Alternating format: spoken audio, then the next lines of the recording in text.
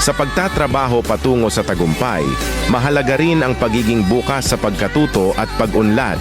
Huwag mong takasan ang mga hamon, kundi harapin ito ng may tapang at may lakas ng loob. Ang tagumpay ay maaaring magdala ng iba't ibang kahulugan para sa bawat isa.